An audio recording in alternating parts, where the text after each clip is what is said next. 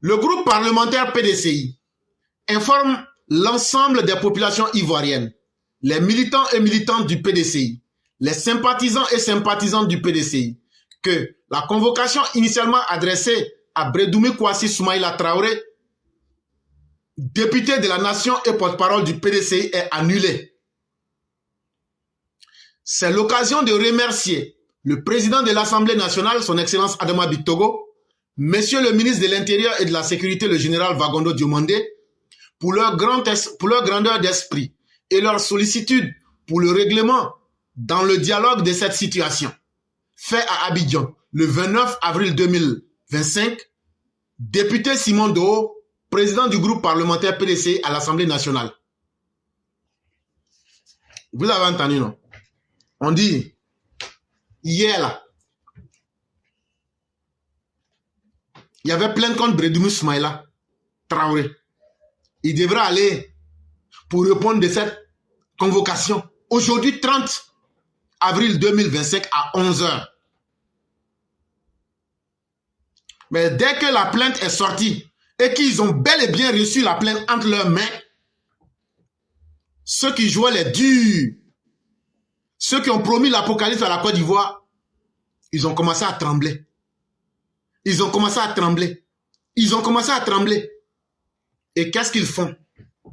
Ils disent, ah, là où l'affaire est arrivée là, ça peut mal se passer. Ça peut mal se passer. Parce que ce qu'on est en train de faire là, on n'avait pas imaginé que la partie d'en face là avait les moyens de nous ramener sur terre.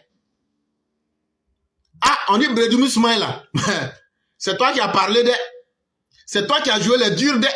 C'est toi qui as dit que le Dieu, tu vas mélanger le pays de... Ah, voilà ton affaire dans ta main.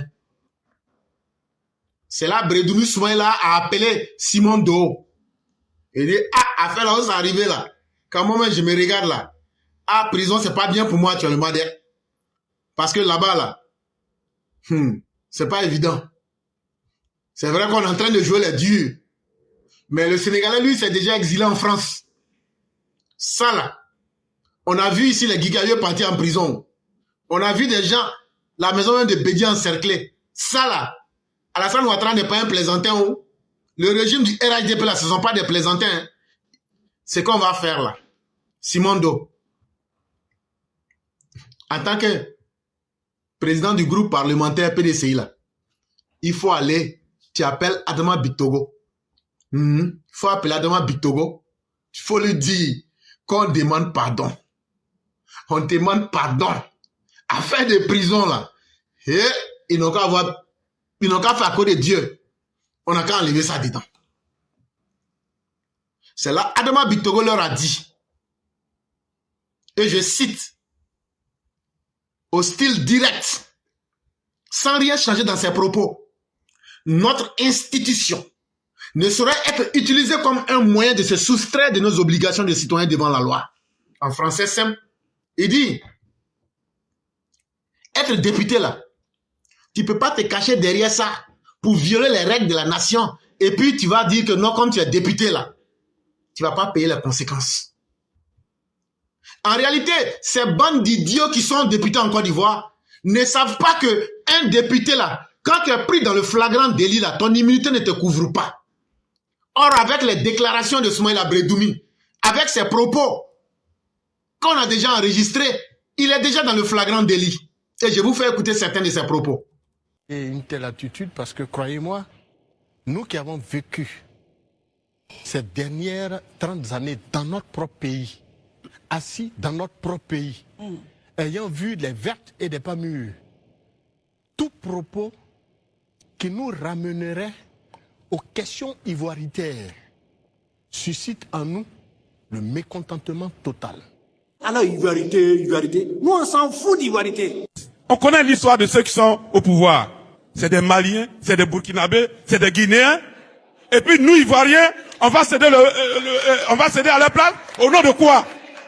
Pour une fois qu'ils nous tuent tous. Alors, ivoirité, nous on s'en fout d'ivoirité. Ton père même des vieux là. Il pouvait passer sur si c'est pas sur vous. Lui qui parle de nationalité. Il n'a même pas se présenter chez les Touaregs. Ou bien? Mais chez nous, c'est le matriarcat. Il n'a pas allé se présenter. Si elle a venu se présenter chez sa mère, il n'a qu'à aller aussi chez les Touaregs se présenter. On s'en fout d'Ivoirité. Ils n'ont pas fait mieux que nous. Mais le président Ouattara, il a un problème de nationalité aussi. C'est Ouattara qui parle de Tidjane Thiam sur sa nationalité. Et lui-même, sa nationalité, on a fait quoi? Donc moi, je demande aux autorités de fouiller dans la nationalité de Ouattara. Comme quelqu'un l'a demandé, on n'a pas de bon juge ici, mais on peut porter plainte ailleurs. Le PDCI est un parti haineux, un parti tribal. Est-ce que c'est pas le PDCI le problème de la Côte d'Ivoire? Alors, Ivoirité. Nous, on s'en fout d'Ivoirité. Avec une conception pareille.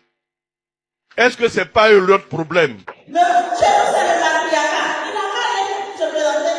Si elle a venu se présenter chez sa mère, il n'a qu'à aller aussi chez les Touaregs se présenter. Il faut aujourd'hui que les gens arrêtent de matagraboliser la pensée des Ivoiriens en les conduisant vers une autre vision de faire de la politique qui nous ramène à ces 15 dernières années.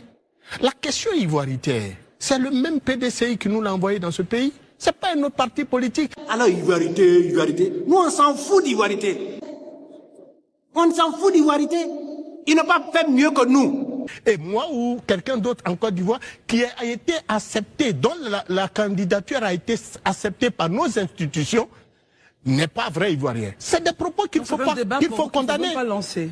C'est des propos qu'il faut condamner. Hier, aujourd'hui, nous n'allons plus accepter les propos ivoiritaires. Mais chez nous, c'est le matriarcat. Les gens n'osent pas se dire la vérité. Nous vous disons que nous n'accepterons pas, en tout cas tant que moi je serai invité sur des plateaux de télé comme un tel plateau sérieux, je poserai les problèmes et distribuerai des cartes rouges et les cartes vertes aux hommes politiques. Les cartons rouges et les cartons verts aux hommes politiques qui s'engagent dans la vision de distribuer justement aux Ivoiriens des propos qui nous ramènent aux questions ivoiritaires. Alors, Ivoirité. Nous, on s'en fout d'Ivoirité. Regardez la liste. Koulibaly, Touré, Soro, Bamori, Fofana, Bamba, ainsi de suite. Et puis on met un Kwasi dedans. Et puis, attendez. Chez nous, c'est le matriarcat. Pour quelqu'un qui est soupçonné de ne même pas être ivoirien, dans ce pays-là, on lui rappelle tous les jours, lui-même à Thiam, dans ce pays-là, dans quelle région on retrouve les Thiam. Donc il faut arrêter cette façon de... ça justement la semaine dernière. Il faut arrêter donc... Alors, Ivoirité. Nous, on s'en fout d'Ivoirité. Propose-nous un programme de gouvernement et un projet de société qui pourrait nous amener à tourner le dos à ceux qui dirigent le pays aujourd'hui et à te faire confiance. Mais loin de tout cela, c'est toujours les mêmes propos. Les propos ivoiritaires, on en a assez entendu. Chez nous, c'est le matriarcat. Il n'a qu'à aller aussi chez les Touaregs se présenter. Alors, Ivoirité. Nous, on s'en fout d'Ivoirité. En 1990, comme des couards et des lâches, ils avaient tous abandonné le président Houphouët face à la contestation de rue. Qui est à la base de la déchirure de notre pays, il est dangereux pour notre stabilité, il est dangereux pour notre cohésion.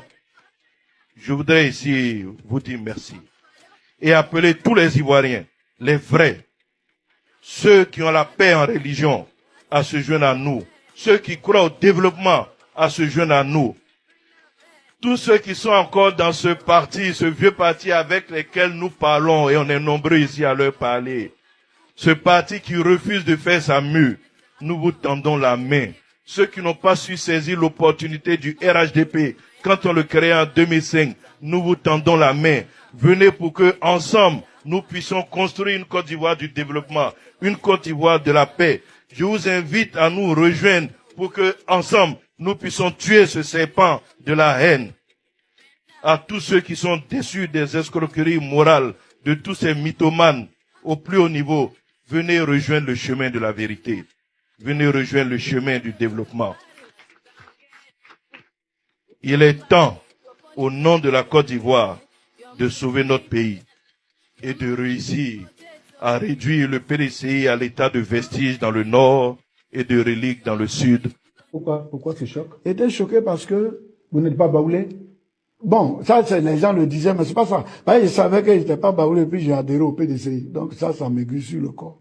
Comme on dit que souvent le PDCI... Oui, d'accord. Mais il y a encore des gens qui réfléchissent comme ça parce qu'ils ne sont pas encore rentrés dans la modernité. Et voilà que le serpent de mer de l'ivoirité refait surface. Un concept selon lequel les soi-disant vrais Ivoiriens seraient spoliés par de prétendus Ivoiriens de circonstance.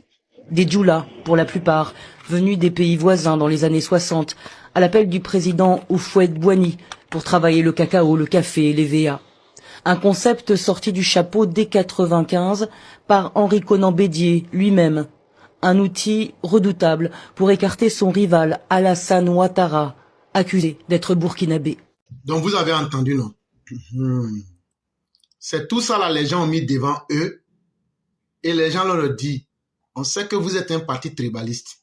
C'est à cause de vous là, il y a eu guerre civile en Côte d'Ivoire. C'est à cause de votre comportement d'ivoirité là, on a connu Gueye. C'est à cause de votre comportement d'ivoirité là, on a connu Gbagbo. Avec tout le corollaire de mal qui a été fait. Mais des vieux grabataires, des vieux pyromanes comme Bredoumi Soumaïla, qui ne veulent pas prendre conscience, on va mettre fin à ce jeu-là. Et si vous remarquez leur communiqué, eux-mêmes ils le disent, c'est l'occasion de remercier le président de l'Assemblée nationale, son excellent M. Bictogo, M. le ministre de la Sécurité et de l'Intérieur de la Sécurité, le général Vagono, pour leur grandeur d'esprit et leur sollicitude pour le règlement dans le dialogue de cette situation. Ça veut dire quoi? Les gens leur ont dit la vérité. Ce comportement-là, quand vous étiez au pouvoir hier, vous avez pu le faire. C'est vous qui avez aligné toutes les conséquences, c'est vous le mal du pays. Et tout ce qu'on vient de dire là, vous avez entendu les propos des uns et des autres. Comme s'ils étaient en territoire conquis. Et que eux là, ce qu'ils disent là, eux peuvent dire n'importe quoi à n'importe qui. Que ce temps-là est terminé. Vos propos stupides que vous sortez de vos beuves là, si on entend ça encore, la faveur qu'on vous a faite aujourd'hui là, ça va être un vieux souvenir. Soit disant qu'on va sortir le 2 là. Hey, ça fait 15 ans que la Côte d'Ivoire est en paix. Ça fait 15 ans que les Ivoiriens vaquent à leurs occupations. Si vous avez un problème avec la loi, vous partez traiter avec la loi. On va vous amener à respecter les institutions. Le désordre ne va plus prospérer. C'est ce que le général Vagono leur a dit. Il dit, on va certes annuler la plainte parce que c'est moi le chef de la police. Mais les appels à la haine tribale, les appels à l'insurrection, les appels au trouble et à la déstabilisation des institutions, c'est terminé. Et ça, on ne va pas négocier avec quiconque. C'est à prendre ou à laisser. S'il veut, il peut aller répondre demain à la convocation pour mesurer sa capacité avec les institutions. Mais les institutions ne vont pas se plier en face de vous. Est-ce que c'est bien compris? Ils disent oui qu'ils ont compris. Et donc, c'est dans ces conditions-là que la plainte a été retirée. Et quand la plainte a été retirée pour essuyer leur honte, il y a certains qui disent vraiment le régime RHDP, c'est pas la peine quoi. Vous posez plainte et puis maintenant encore vous annulez. Non, la plainte n'a pas été annulée parce que ceux qui ont posé la plainte n'avaient pas de raison. La plainte a été annulée parce que la partie qui devrait aller répondre à la plainte là a estimé qu'elle voulait rentrer dans un accord à l'amiable. On n'applique pas bêtement la loi, même quand on a raison. On applique la loi avec sagesse et avec intelligence.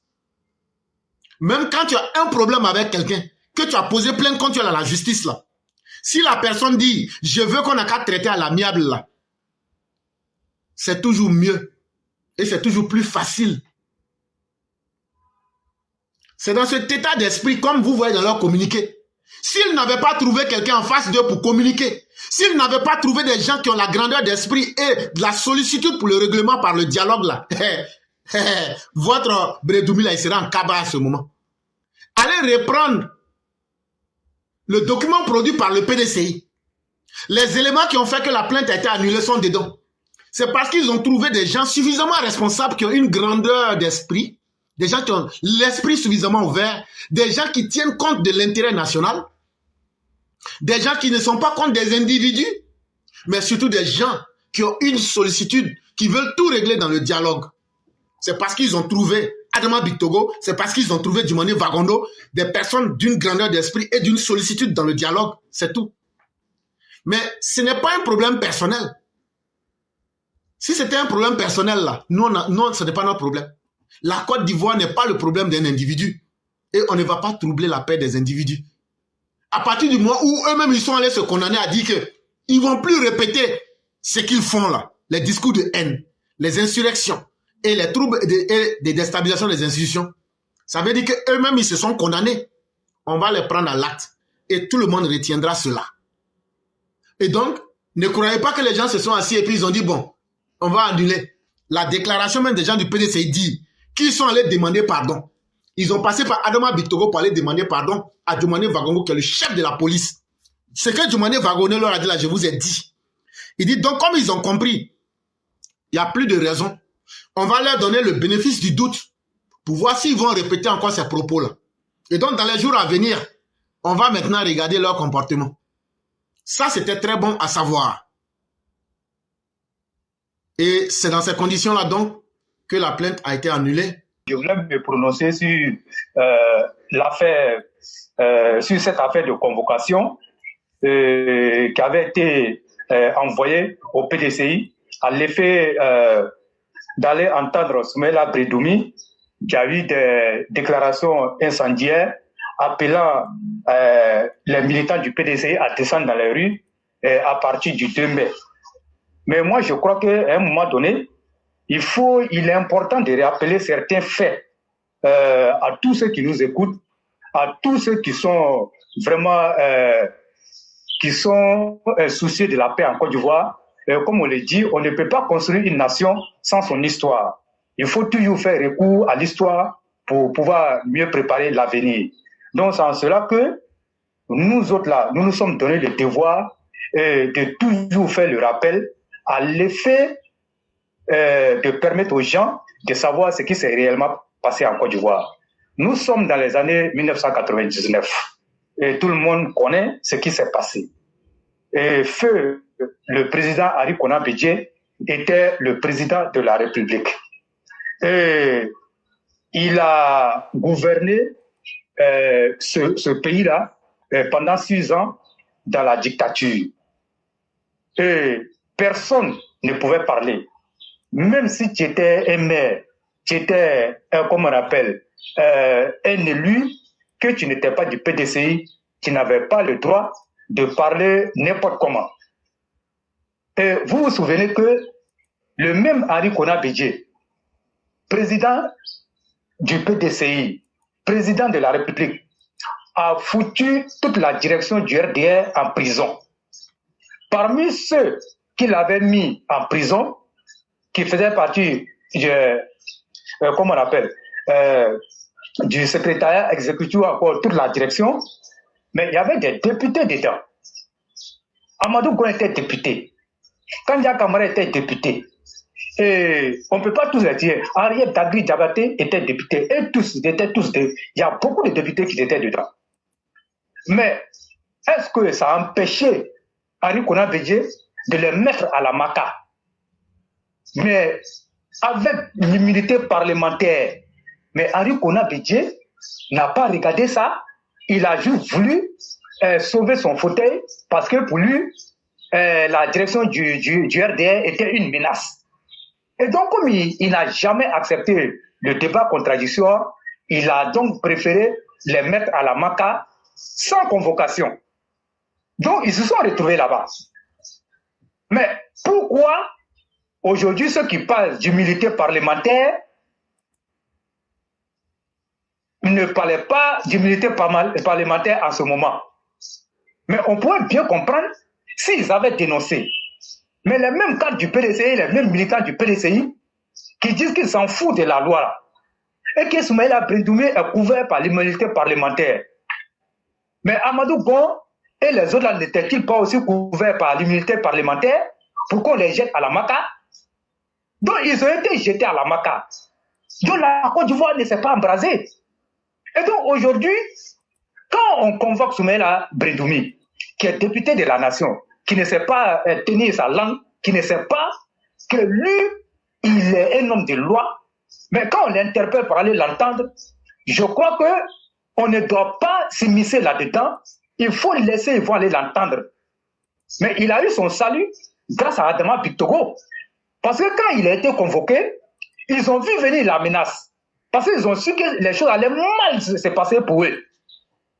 Il y a une délégation qui allait voir Adama Bictogo.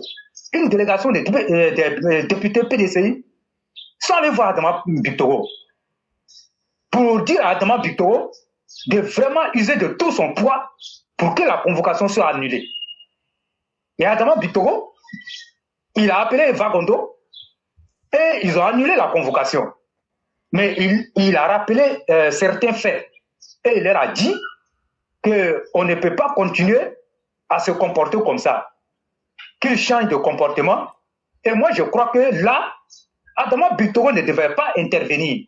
Parce que quand tu connais celui qui est en face de toi, tu connais son comportement et tu sais qui il est. Et que, comme on appelle Sundiata l'a dit, c'est des indigènes. Il ne faut pas aller dans les états d'âme avec eux. La façon dont ils ont cru que le PDCI, elle est, comme on appelle, la Côte d'Ivoire est pour le PDCI là.